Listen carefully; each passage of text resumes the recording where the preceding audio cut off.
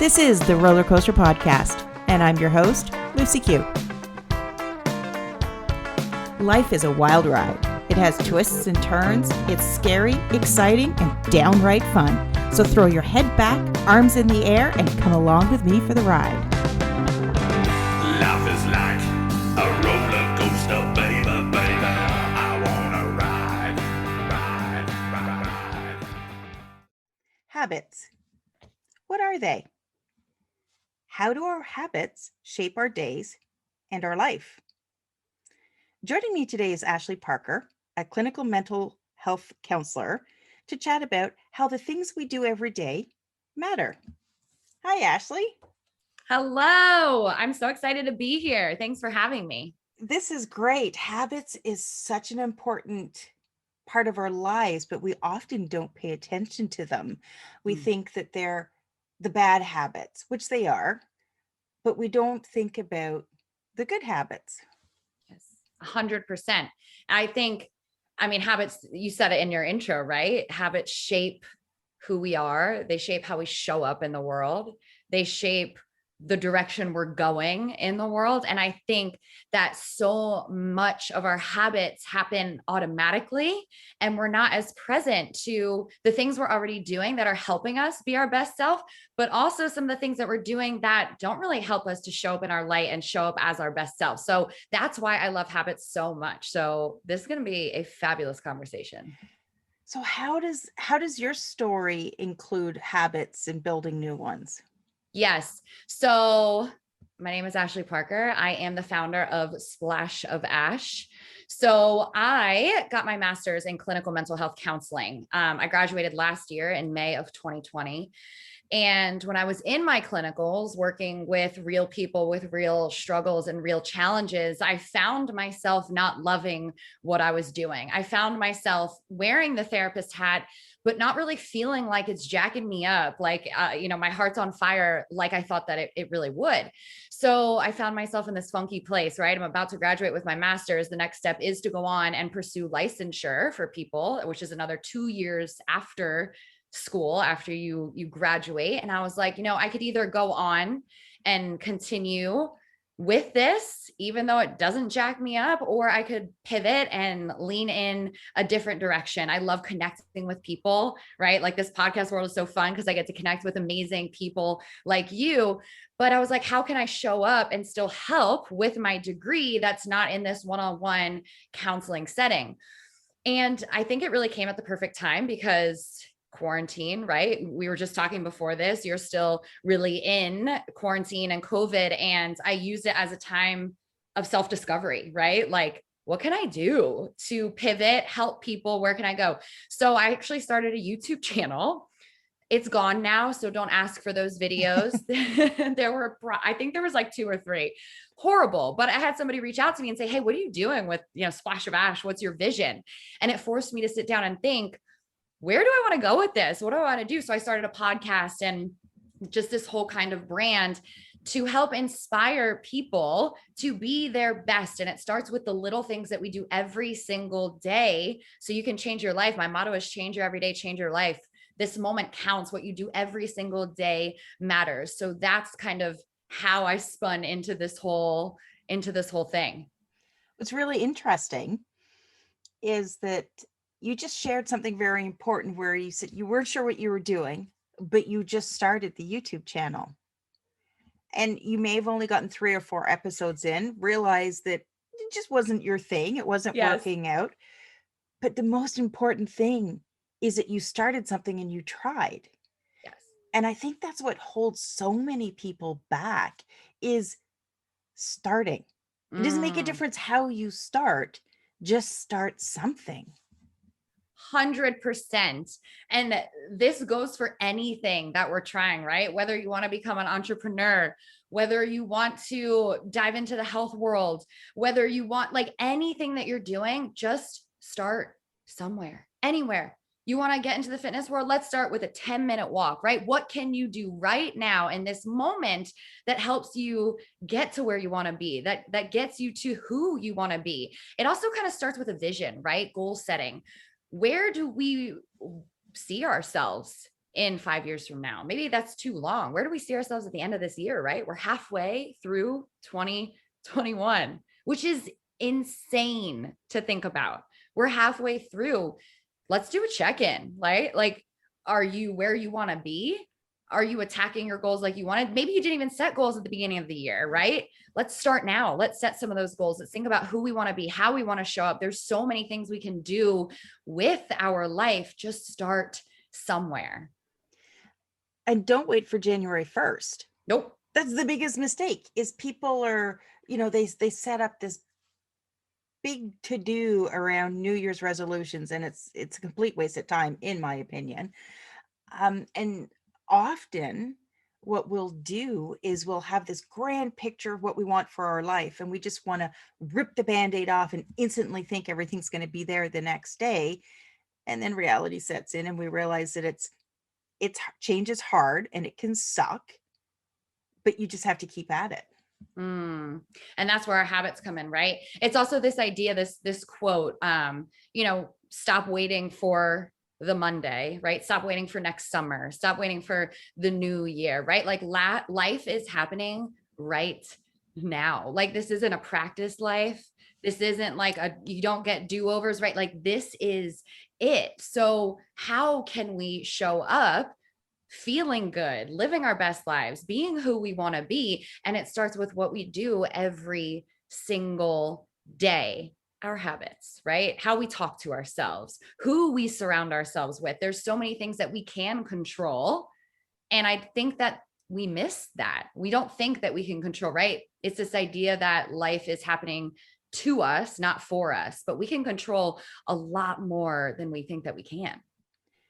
And that's it, is that I spent the majority of my, or really all of my life up until about 4 or 5 years ago, letting life happen to me. Even as simple as the habit of just getting up in the morning to the sound of an alarm and then stumbling through your day. That's a habit. I chose to do that. I wasn't conscious of it, but I was still choosing to do it, because ultimately we always have choice over what we do, how we think, and how we act. And the significant changes came when I made that first change of how I start my day. Yes. Morning routine, right? I'm huge morning routine girl. Like, it's how you set up your day. And even what you just said, I heard you say kind of your day ran you, right? Your schedule ran you. And I don't have kids yet. I don't have the craziness of, the family and all of that. And so life gets chaotic, life gets busy. But a little trick on how to show up for your day and to be able to control your day is to have a planner, right? Have a calendar, have some sort of thing where you can write your day down, but look at it the night before. I do this every single night before I go to bed. I look at my next day and I plan for my next day. What did I forget is even on my schedule? What do I need to prep for a little bit more? Like, how can I prep my head and my heart before I even enter into what's tomorrow, my Friday, right? So that I can show up as my best self. And I don't let my day control me. I control my day. I choose how I show up. I choose how I'm prepared for this podcast. I choose how I'm prepared for the next meeting, right? Everything. Like, we get so much more choices than we think that we do. And creating the right habits is how I manage something like overwhelm. When I have a lot going on, and you get that crazy storm in your head of all these things, I got to remember this, I got to remember this, I got to remember this.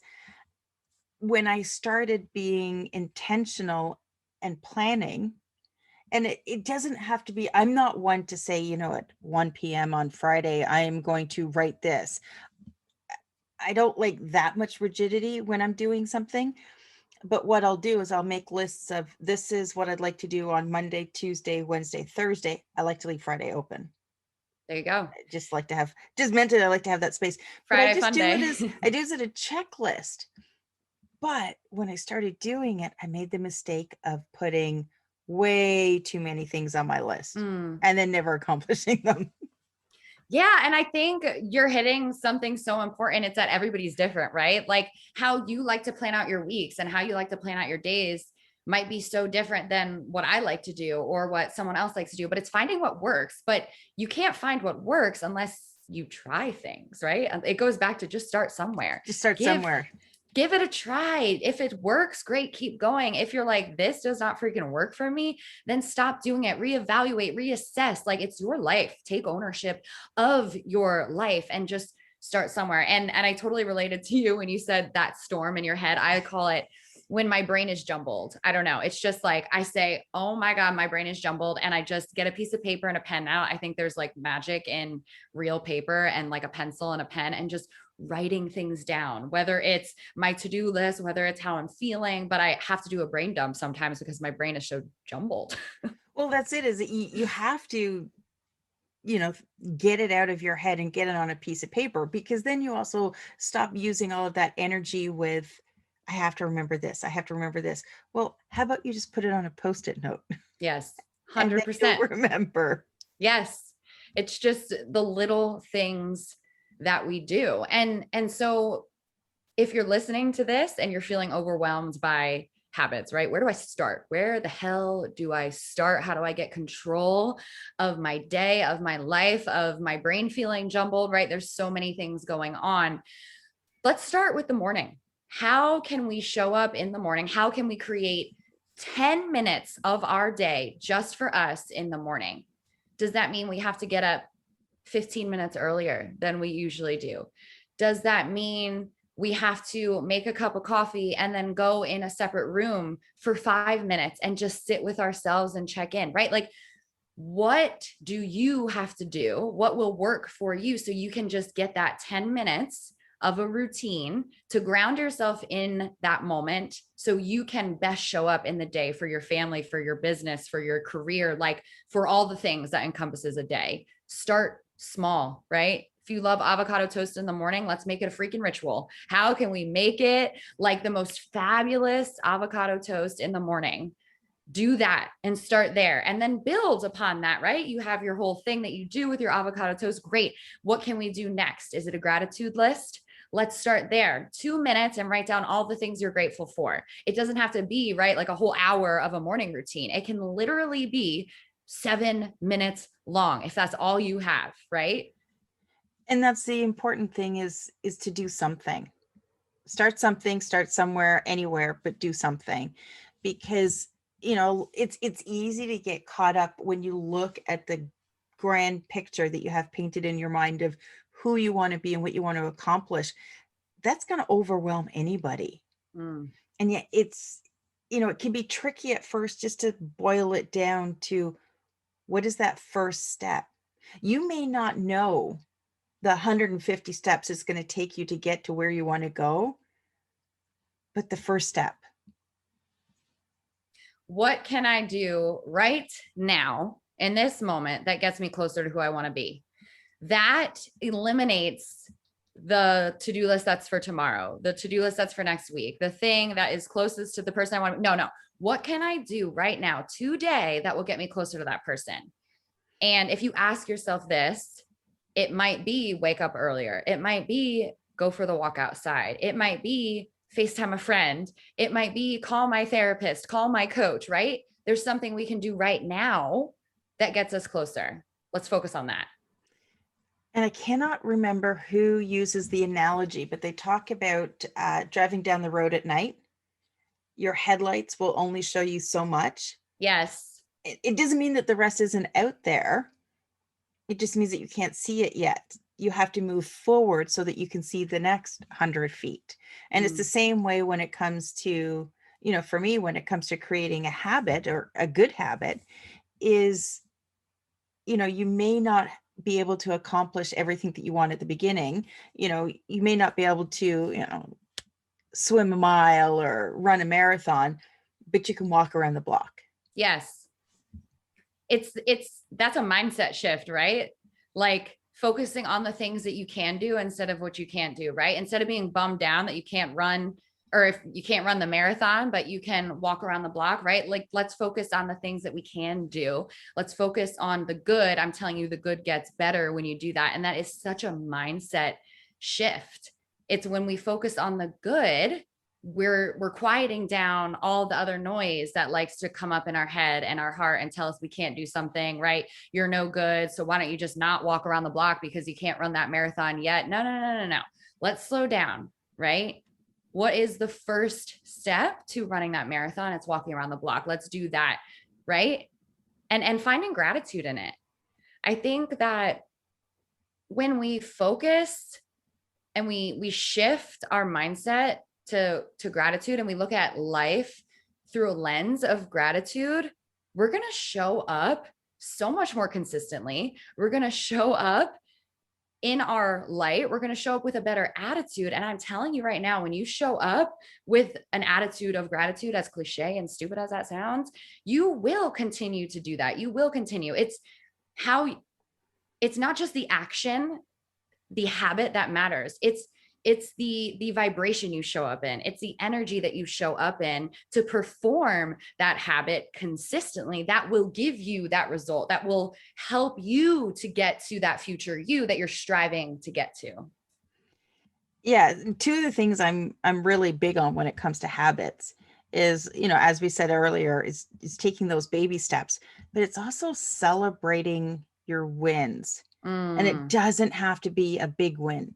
Just even celebrate the small wins, because for me, those are the things that, keep you going. It's like, yeah, I did that. Oh, I can do that. And it's like, oh, okay, I can do one push-up. Maybe I can do 2 tomorrow. Yes, exactly. It's the idea at the end of the day where you can sit and reflect and go, what went well today, right? Because it's so easy. Our mind is so wired to focus on the crap, to focus on the things that we suck at, right? To focus on the negative. So that's where the intentionality comes in, where we have to shift our mind to go, you know what went well today? What did I do damn good at today? How can I keep showing up in that way? So what went well? And I think it's so important that it's so important, because we need to be intentional with that, because our mind doesn't automatically go to it. And when we can consistently ask ourselves what went well today, and we can continue to focus on the good, the negative voice, the negativity around us begins to get a little bit quieter, because we're already on those days where it's hard to focus on the good. Our mind will automatically go there because we've been doing it. Yeah, you're conditioning yourself to see something. You're It's the same. rewiring. Yes. It's the same thing when you go looking at, say you go looking at a new car and suddenly you see that car everywhere. Yes. It's because you're aware of it. And it's the same way, when it comes to focusing on what we're doing right. When you start creating that pattern, you become more and more aware of the things that you are doing right, instead of beating yourself up for what you're not doing. And gosh, we're so damn good at that, huh? I still am. Like, I have to catch myself. I don't know about you, but when I hear, it's what I call the itty bitty shitty committee. It starts chattering in your head. When that goes off and you suddenly realize, oh, wait a second, like, what am I doing to myself? Yeah. It's then just to be able to, and it does sound silly, but to be able to sit there and go, no, hey, wait a second. Sure, I just ate that chocolate bar, but I've worked out for the last 5 days. I've eaten a really good breakfast for the last 5 days, or hell, I ate 3 pieces of fruit today. It's not about that one chocolate bar. It's about the 99 other things that you did.